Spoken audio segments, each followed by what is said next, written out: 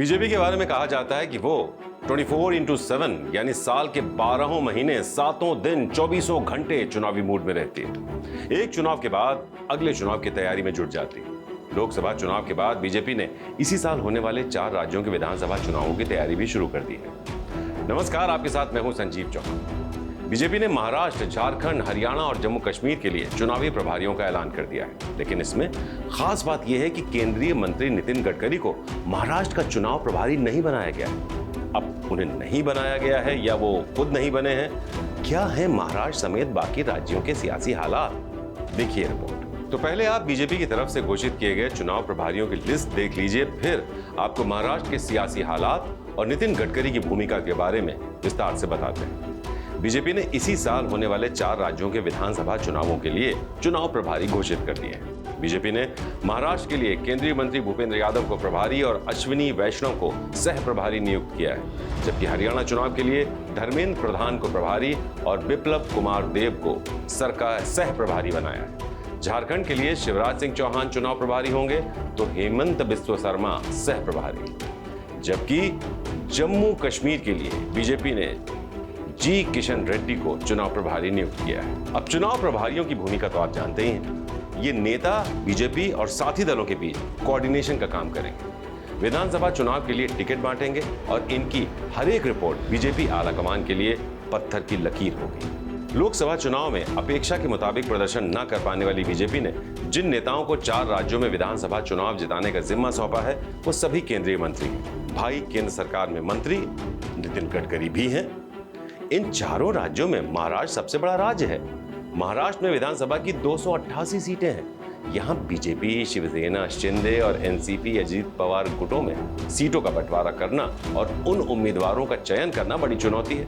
ऐसे में प्रभारी और सह प्रभारी की भूमिका अहम हो जाती है। लेकिन पार्टी ने इस काम में नितिन गडकरी को नहीं लगाया, उनकी जगह भूपेंद्र यादव और अश्विनी वैष्णव को तरजीह दी गई है। अब आप कहेंगे इससे क्या फर्क पड़ता है, पार्टी जिसे चाहे चुनाव प्रभारी बनाए, लेकिन इसका ताजा लोकसभा चुनाव से सीधा कनेक्शन है। महाराष्ट्र में लोकसभा की 48 सीटों के चुनाव नतीजों ने सत्तारूढ़ एनडीए को गहरे जख्म दिए हैं, इतने गहरे कि बीजेपी इन्हें पचा नहीं पा रही। लोकसभा चुनाव में बीजेपी के खराब प्रदर्शन के पीछे कई वजह हो सकती हैं। इनमें एक वजह आरएसएस का हाथ खींच लेना भी है।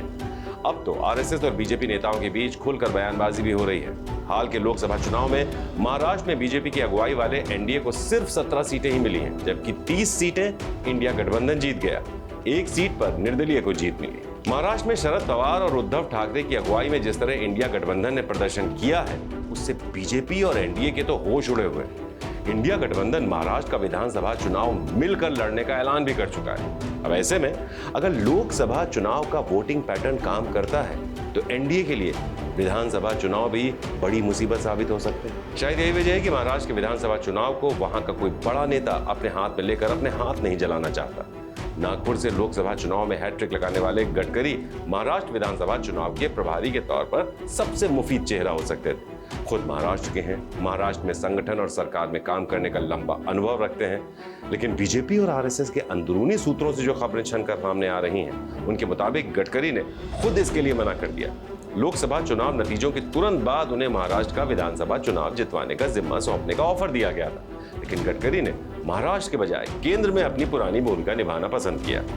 कई विश्लेषक ये भी मानते हैं कि गडकरी ने यह ऑफर ठुकराकर खुद को साइडलाइन किए जाने की कूटनीतिक चाल भी काट दी। लोकसभा के तुरंत बाद हो रहे महाराष्ट्र के विधानसभा चुनाव बीजेपी और एनडीए के लिए एक बड़ा सिरदर्द साबित हो सकते हैं, क्योंकि लोकसभा चुनाव में शरद पवार, उद्धव और कांग्रेस की अगुवाई वाले इंडिया गठबंधन को लोकसभा में जो वोट मिले वो एनडीए और मोदी शाह की अगुवाई वाली बीजेपी के लिए बेहद अलार्मिंग। लोकसभा चुनाव में इंडिया गठबंधन को विधानसभावार मिले वोटों का गणित अगर देखा जाए तो महाराष्ट्र में इंडिया गठबंधन 152 विधानसभा सीटों पर जीता, जबकि महाराष्ट्र में बहुमत का आंकड़ा है 145।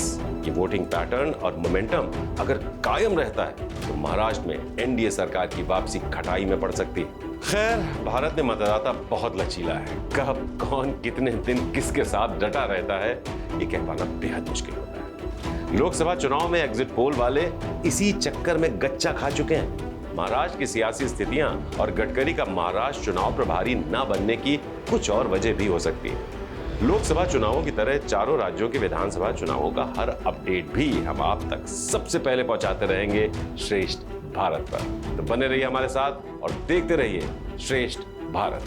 नमस्कार।